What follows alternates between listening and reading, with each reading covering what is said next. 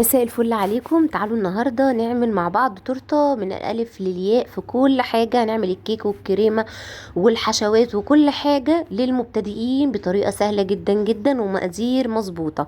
قبل ما نبدا الفيديو ما تنسوش تحطوا لايك عشان الفيديو يترفع واكبر عدد ممكن يشوفه ويستفاد. واللي لسه ما اشتركش في القناه يا ريت يشترك عشان يوصلوا جديد بكل حاجه انا بنزلها. انا عملت التورتيه دي بست بيضات بس. مقدار الست بيضات 6 بيضات. هحط عليهم فانيليا. البيض اللي انا بستخدم بيض احمر يكون بدرجة حرارة المطبخ، وهحط عليه فانيليا، بستخدم فانيليا ماجيك.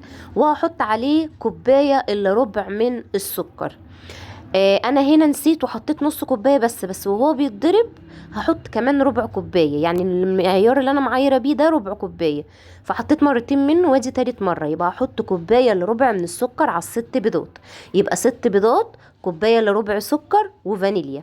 ضربه بعد ما البيض اختلط كويس جدا مع السكر. احط محسن كيك بستخدم بونو، وحاليا بقيت استخدم جولدن بيك. دي معلقه كبيره، ولازم المحسن يبقى شفاف زي ما انتوا شايفين كده. دي معلقه كبيره مليانه محسن كيك جل. واللي هيقول لي ما ينفعش نستخدم اي حاجه غير المحسن، لا خالص ما ينفعش، لازم المحسن.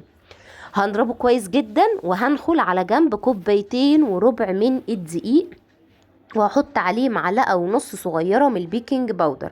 ولازم اي مكونات تتنخل يبقى انخلها، يعني كاكاو هيتنخل انخله، ما ينفعش احطه كده لان بيبقى فيه حبيبات. الدقيق ممكن يبقى فيه اي رواسب، فلازم ننخل اي حاجه ينفع انها تتنخل. تمام كده. هنخله كويس وهقلبه كويس جدا، والخليط بتاعي بيتضرب لحد ما يعمل فوم زي الكريم شانتيه بس مش عالي قوي. لما نبدا ان احنا نضيف له الميه هيعلى اكتر من كده وهيملى العجان بتاعنا. المقدار بتاع الست بيضات ده انا بحطه في مقاس صينيه 26. بعد ما بخلصها بتبقى تورتايه مقاس 28. هحط بقى كوبايه الا ربع من الميه. كوبايه الا ربع من الميه العاديه خالص، ولا هي سخنه ولا هي متلجه ولا اي حاجه. عالي معايا وعمل فوم كده. ابتديت انزل بمعلقه معلقه من الدقيق لحد ما عمل منقار زي ما انتوا شايفين كده، والخليط بقى متماسك. انا بقسم الخليط بتاعي اتنين. الخليط ده بيعمل لي حوالي 1000 جرام، فانا عايزه اعمله نص شوكولاته ونص فانيليا، فهوزن 500 جرام ده للفانيليا، والباقي احط عليه كاكاو. يعني انا بقسمه بالميزان بدل ما اقسم بعيني عشان يطلع مظبوط 100 100 يعني. فهنا خدت 500 جرام بس ده الفانيليا، وال500 التانيين هحط عليهم معلقتين كبار من محسن سوري، معلقتين كبار من كاكاو خام اسباني اهو. دول كده الخليط النص التاني حطيت عليه معلقتين كبار كاكاو خام اسباني، وهنخلهم كويس. وهبدأ ان انا اضربهم. الصينية بتاعتي بطنتها بورقة زبدة، ودي صينية مقاس 26. هحط في نصها كده نص الخليط اللي انا وزنته اهو زي ما انتم شايفين 500 جرام، والنص التاني هحط فيه الشوكولاته. ولا هيخشوا على بعض ولا اي حاجه، وهتشوفوا دلوقتي واحنا شغالين كل نص طلع لوحده ومش سايل خالص، بيبقى ماسك نفسه. فمش يعني النص ده مش هيخش على النص ده ابدا اهو. انا حطيته في نص الصينيه، ودلوقتي هبدا ان انا اضيف النص التاني نص الشوكولاته. ما تقلقوش، لان في ناس كتير بتقلق ان انا لو عملتهم الاتنين في حله واحده هيخشوا في بعض خالص. لا ما تقلقيش. انا في اول شغلي كنت كده بخاف، وكنت بعمل كيكه فانيليا وكيكه شوكولاته، بس لا، كله على بعضه. تمام. هبدا بقى ان انا اسويهم كده زي ما انتم شايفين، وهخبطها خبطتين وهدخلها الفرن على الرف اللي في النص على درجة حرارة 180. واوعوا تفتحوا عليها قبل نص ساعة. تختبريها بخلة طلعت نظيفة يبقى هي كده تمام. نعمل بقى الكريمة دي. كوباية ونص من كريم شانتيه خام المتحدة. هحط عليهم معلقة كبيرة ونص من مح... آه باستري كريم. واحط عليهم ربع كوبايه من السكر ومعلقه كبيره، لان انا بحط على كل كوبايه كريمه ربع كوبايه سكر. وهحط كمان كوبايه ونص من ميه المتلجه. بصوا بقى زي ما انتوا شايفين الخليط عامل معايا ازاي، بتاع الكريم شانتيه متماسك جدا، مش بيقع من البوله. تعالوا بقى نعمل موس الشوكولاته. نص كوبايه موس شوكولاته عليها ربع كوبايه من كريم شانتيه، عليها معلقه واحده بس باستري ومعلقه سكر بس للكريمه اللي انا حطيتها، لان الموس مش بيتحط له سكر. وهحط بقى كوبايه الا ربع من الميه برضو المتلجه، وهضربهم كويس جدا.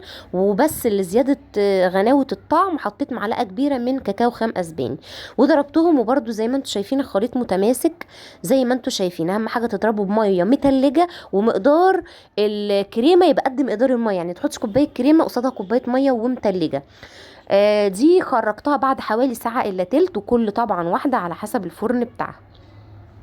لو انا حابة اعمل التورته ارتفاع اعلى من ده، هعمل مقدار 8 بيضات زي ما قلت لكم قبل كده، بس انا عندي انا بستخدم 3 طبقات بس، بعمل المنشار على 9 وببدا ان انا اقطع. اتقطعت معايا 4 طبقات، انا بستخدم 3 بس، فعشان كده بعمل مقدار 6 بيضات. لكن لو انا عايزاها طبقات كتير هعمل مقدار 8 بيضات. وهتلاقوا كل مقادير الكيك عندكم في الفيديوهات اللي فاتت، عامله كل المقادير ومقادير السجان ومقادير البيضتين، حتى كنت عامله قبل كده تورتايه ببيضتين. هتلاقوا كل حاجه موجوده عندكم، ومقادير الجناش كله هتلاقوه في القناه هنا. انا بحشي بقى بندق، وده يمكن اللي بيخلي حشواتي مميزه، والناس بتيجي تاخد مني تورته تاني. ونص الشوكولاته بحط عليه جناش شوكولاته، ان وهم بياكلوا مش هيحسوا ان هم بياكلوا مجرد كيك وكريمه بس، لا ده في طعم بقى جوه، في كيك، في كريمه، في جناش متسقي بالكريمه كده اللي احنا بنحطه على نص الشوكولاته، في بندق، في فاكهه في نص الفاكهه، فتحس ان انت بتاكلي حاجه طعمها نظيف. تمام.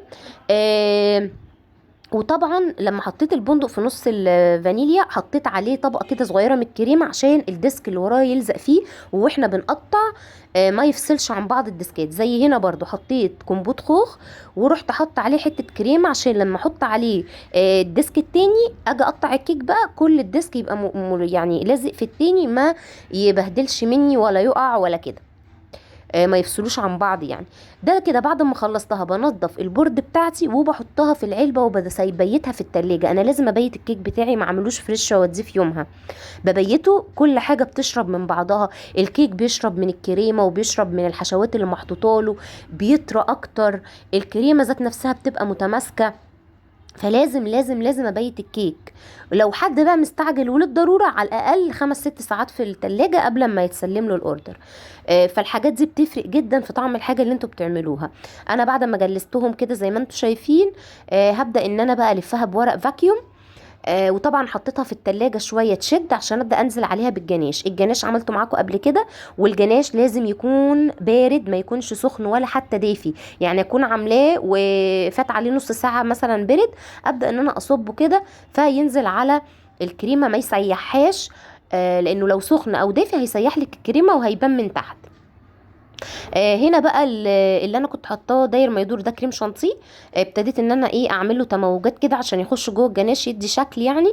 بس هو ده اللي انا عملته في نص الشوكولاته. والجناش هنا دي غلطه انا غلطتها، ما كانش متصفي، فعشان كده عامل فقاقيع لو تاخدوا بالكم. الكريمه هنا عملت من النص وعملت داير ما يدور عشان اسند عليه الفاكهه. ما ينفعش ان انتوا تحطوا كده وخلاص، الفاكهه مش هتبقى باينه وهتقع، فلازم تسندوا عليه الفاكهه. فنحط كده داير ما يدور. ده كمبوت خوخ و برقوق بقطعهم شرايح. كمبوت الخوخ بعد ما بجيبه بحط كل 3 في كيس كده جنب بعض مش فوق بعض، يعني يبقوا مفروزين، وبدخلهم الفريزر. الباقي بقى كله بعمله بنفس الطريقه، وبرمي الميه وبحطه في الفريزر. لما عاوز بطلع كده كيس فيه 3 احشي بيه، ازين بيه، بيبقى زي الفل وعمره ما يبوظ معاكي. فاول شغلي رميت علب كمبوت كتير جدا كنت بسيبه في التلاجة، اجي ادوقه الاقيه باظ. فخلوا بالكم من النقطه دي لو انتوا لسه مبتدئين. الكمبوت حطوه من غير الميه بتاعته كل 3 في كيس كده مفروزين وفي الفريزر، لما تيجي تطلعها تبقى الواحده بوحدتها. ده جل تلميع على السخن زي ما انتوا شفتوا سايل خالص. بعد ما بفكه يا اما على الحمام بخاري يا اما في الميكرويف يبقى سايل، ببدا ان انا ارشش بيه على التورته النص الفاكهه، اغرقه زي ما انتوا شايفين كده. بيخلي الفاكهه بتاعتك لامعه، ما بتطفيش ابدا، بيحافظ على الرونق بتاعها وعلى طعمها وعلى ريحتها، عمرها ما بتدبل معاكي لو قعدت كمان اسبوع. التورته خلصت، يا رب اكون قدرت افيدكم وتكون عجبتكم.